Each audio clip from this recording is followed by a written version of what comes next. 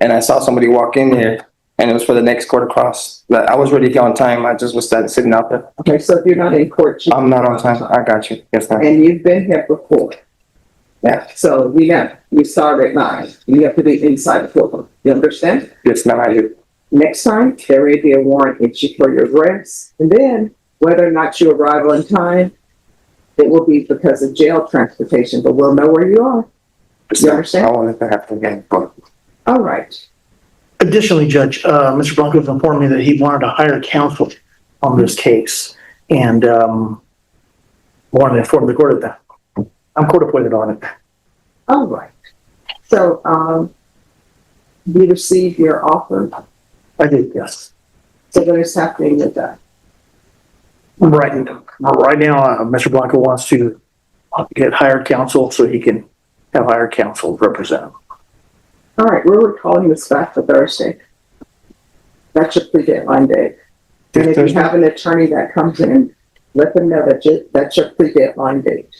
And what I will explain to you is legally, when somebody hires a new attorney, that attorney is not in for jury trial. No, Judge.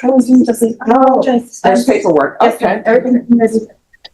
All right, the court is calling 2025 CR 002-804 State versus Roger Luis Blanco. Could I have parties announced? Lauren Espinoza for the state. Michael DeLeon for Mr. Blanco. And are you Mr. Blanco? yes, ma'am. Counsel, you received all discovery. Did you review it with your client? I have, Your Honor. Court will find that the state is in compliance with discovery. Is there an application in this case? No, Your Honor. Mr. Blanco, did you review the true bill of indictment with your attorney? Did you understand it? Counsel, do you waive the reading of the indictment? We do, Your Honor. State, are you proceeding on the indictment as presented? No, Your Honor, state moves to waive the enhancement allegation. Any objection? No objection. Did you review the court admonishments with your attorney? Did you understand it and sign it in all the appropriate places? Did you understand you're charged with evading arrest, detention with a vehicle? That's a third-degree felony. Range of punishment is anywhere from 2 to 10 years in prison and up to a $10,000 fine. If you have a plea bargain agreement with the state, the court does not have to follow your plea. If for any reason the court does not follow your plea and gives you more than you bargained for, the fact that you entered a plea will not be used against you and you will be allowed to withdraw your plea. Did you understand? You have a right to jury trial, a right for you or your attorney to cross-examine and confront any witnesses the state would call, and the right to remain silent. By entering this plea, you're giving up those rights. Do you intend to give up those rights and enter into a plea in this case? Counsel, has your client been able to provide you with any defenses? He has, Your Honor. Do you believe he has a rational as well as a factual understanding of the charges against him? I do. Do you believe he's currently competent and was legally sane at the time of the offense? I do believe he's mentally competent. Mr. Blanco, has anyone threatened you, coerced you, or placed you in fear to get you to enter the plea? Anyone promised you anything other than the plea? Are you satisfied with the way you've been represented? That is what it is. All right.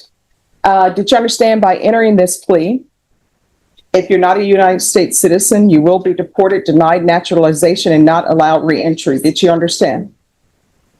Court will find that defendant has knowingly and voluntarily waived his right to jury trial. Did you review the plea bargain page with your attorney? Did you understand it? Yes, ma'am. According to the plea, punishment is to be assessed at 6 years in the prison. There's $1,000 fine and no applications. Did you understand that to be the plea?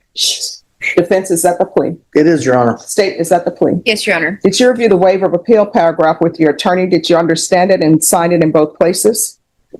By signing that, you're waiving your right to appeal. The only items that can be appealed are written pretrial motions that have been filed, heard, and ruled upon by the court. Did you understand?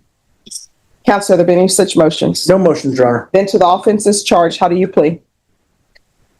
No contest. State, any evidence? Yes, Your Honor, state offers states exhibit 1 and all attachments. We've reviewed that, Your Honor. No objection. All right, state, you may be excused. Did you review the waiver and stipulations with your attorney? Did you understand it and sign it in all the appropriate places? Again, did you understand you have a right to jury trial, a right for you or your attorney to cross-examine and confront any witnesses the state would call, and the right to remain silent? Yes, ma'am. Did you understand that today the state will be presenting evidence in the form of witnesses' statements and police reports, but most importantly, there will be no live testimony? Did you understand? Court will find that defendant has knowingly and voluntarily waived and consented to stipulation of testimony and stipulations Court will accept into evidence states exhibits 1 and attachments and review the same.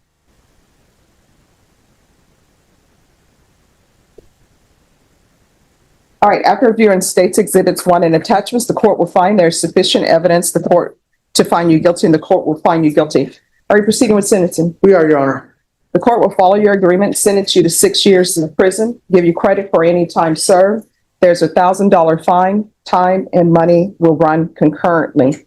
Did you review the document entitled Trial Court Certification of Defendant's Rights to Appeal with your attorney? Did you understand it and sign it? All right, because this plea bargaining agreement, because I followed your plea bargaining agreement, and because you waive your right to appeal, you do not have the court's permission to appeal. Because this is a felony conviction, you're not allowed to own or possess any weapons or ammunition. If you have a question over what a weapon or ammunition is, you need to speak to an attorney. Do you understand? All right, we can go off the record. Here's the thing. Based upon the indictment, you know what your minimum was? A lot more than that. 25 years. Damn. So for you to say you are not satisfied with your attorney, your minimum, you were starting at 25 years, and he was able to negotiate 6 years for you. So you understand? You are a habitual, and that means anytime there is a felony that's a 3rd degree or higher, your minimum is 25 years. That's where you start at. And if you would have gone to a jury trial and a jury were to have found you guilty of this, and then they found the enhancements true, your minimum is 25. You're not eligible for probation from a jury.